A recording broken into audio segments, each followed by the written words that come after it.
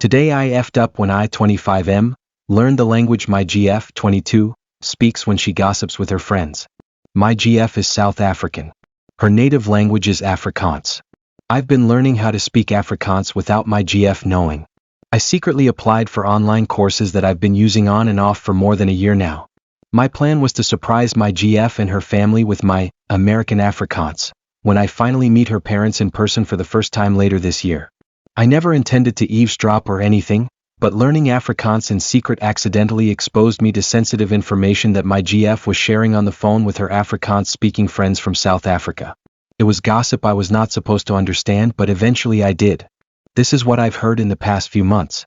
1. My GF is planning to surprise me on my birthday by reuniting with her high school metal band and putting on a show for me. 2.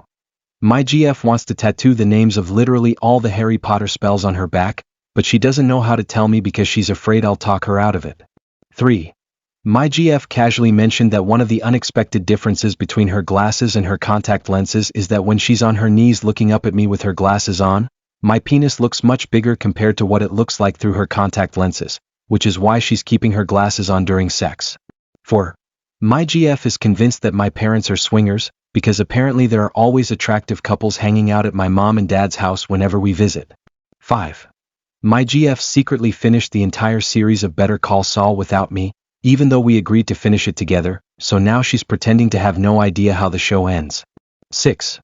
My GF is thinking about canceling the high school metal band reunion for my birthday because she's no longer sure if it's appropriate to team up with 2 of her exes that are original members of the band. 7. My GF expects her dad not to like me. I would have preferred not knowing most of those things, to be honest, but there is no way for me to unlearn Afrikaans, so now I'm cursed with knowing too much while having to pretend I know nothing. Relevant comments. The punishment for forbidden knowledge is knowing. Oh, keep it a secret, and when she asks you about it you just say, I'm speaking Afrikaans the whole time. OP, or I'll deflect and just be like, Better Call Saul. Is there anything you would like to tell me, honey, sweetheart, light of my life? Comment. Watch Better Call Saul to the end, look at her and say, that was really good in Afrikaans. Comment. That wasn't all that bad. Honestly thought this was going to be much worse than it was. OP, far away from CBD and nowhere near the coconut dude lies my mild up. Update 1 4 months later. The following happened since my original post. 1. I asked my GF to marry me in Afrikaans and she said, ja. 2. I delivered my, I wanna spend the rest of my life with you speech in Afrikaans, which surprised and impressed my GF, aka my fiancé. 3. As soon as my GF became my fiancé, I casually mentioned that I've secretly been learning her native language, and accidentally been eavesdropping on several phone call conversations she had with her Afrikaans-speaking friends about things I was not supposed to understand, like for example, her feeling conflicted about reuniting with her original high school band members for my birthday, because the band apparently included 2 of her exes, or the fact that she wanted to tattoo literally all the Harry Potter spells on her back, or that she finished Better Call Saul without me, or that she thought my mom and dad were swingers, or the real reason why her glasses were always on during sex, or that she's convinced that her dad would hate me, or some of the stuff she said to her friends after my original post, like how she was struggling to get used to my braces, because the braces in my mouth plus the freckles on my face somehow made me look underaged and low-key made her feel like she's my older sister when we were out in public. 4. My fiancée was embarrassed when she realized how much Afrikaans I was able to understand and apologized if she made me feel uncomfortable. 5. I accepted her apology even though it was unnecessary. Well, except for finishing Better Call Saul behind my back, that was a playing with fire moment in our relationship, almost unforgivable. 6. My fiancée got one of the Harry Potter spells on her back, Erecto Patronum. I'm kidding, I stole that from another story. My fiancée is still considering getting her back tattooed. I said it was her choice, but I advised her to avoid covering her entire back with Harry Potter spells like she's some kind of Death Eater Michael Scofield. 7. My fiancée might be right about her dad not liking me because his expression of disappointment and dread when he heard the news of our engagement was priceless. That said, I'll win him over though, even if it kills him. Jokes? 8. My fiancée fully believes my parents are swingers based on the different couples she's occasionally observed coming and going whenever we visited my mom and dad. She wants us to investigate my parents because for some reason it's fun for her to imagine me being the son of a mom and dad whose sex life is far more kinky than mine. I'm not interested in opening that door though because I don't want to know what goes on in my mom and dad's bedroom. However, something tells me that my fiancée will not rest until she has all the answers. 9. I made it clear to my fiancée that I had no problem with her reuniting with her high school band to perform at my birthday, unless it was uncomfortable for her that her exes were part of the band. My fiancée ultimately decided to cancel the band because of behind-the-scenes drama. The drummer, who was one of the exes, apparently gained a lot of weight after high school and lost all confidence to perform in the band. The lead guitarist, aka the other ex, was only willing to participate if my fiancé agreed to play covers of gospel songs since he was now saved and no longer interested in playing the devil's music. The bass guitarist wanted money. 10. My fiancé still wears her glasses during sex. Comment. The bass player knows what's up. Never play for free, musicianship 101. Comment.